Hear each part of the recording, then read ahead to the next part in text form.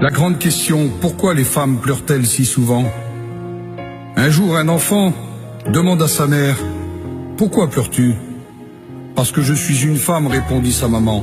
« Je ne comprends pas, dit le petit. » Et sa mère, le prenant dans ses bras, lui dit, « Tu ne comprends pas, c'est normal, et je pense que tu ne comprendras jamais. » Plus tard, le petit demanda à son père, « Pourquoi maman pleure-t-elle sans raison ?»« Tu sais, mon garçon, répondit le père, « toutes les femmes pleurent sans raison. » Ce fut la seule réponse qu'il put lui faire. Le petit grandit, il devint un homme, mais avait gardé cette question dans son cœur. Pourquoi les femmes pleurent-elles aussi facilement? Finalement, il demanda à Dieu, et Dieu lui répondit, « Lorsque j'ai créé la femme, elle devait être spéciale. Alors j'ai fait ses épaules assez larges pour recevoir toutes sortes d'accusations, mais assez douces pour être confortable.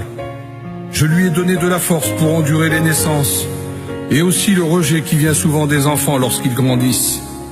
Je lui ai donné de la volonté pour lui permettre de continuer quand tout le monde l'abandonne, et aussi de prendre soin de sa famille malgré la maladie et la fatigue, sans se plaindre. Je lui ai donné de la sensibilité pour aimer ses enfants dans n'importe quelle circonstance, même lorsqu'ils la déçoivent et qu'ils la blessent. Je lui ai donné de supporter son mari dans ses défauts. Je l'ai formé d'une de ses côtes pour être aimé de lui. Je lui ai donné de la sagesse de comprendre qu'un bon mari ne blesse jamais sa femme. Simplement, il teste sa force et sa fidélité pour demeurer à ses côtés sans faiblir. Et finalement, je lui ai donné une larme à verser. Cela est pour son usage personnel lorsqu'elle le juge bon. Tu vois, dit Dieu à cet homme, la beauté d'une femme n'est pas dans les traits de son visage, ni dans ce qu'elle porte, ou bien de la façon de se déplacer. Non, la beauté d'une femme doit être dans ses yeux parce qu'ils sont la porte d'entrée de son cœur, cette place où je réside. Le psalmiste disait, recueille mes larmes dans ton outre.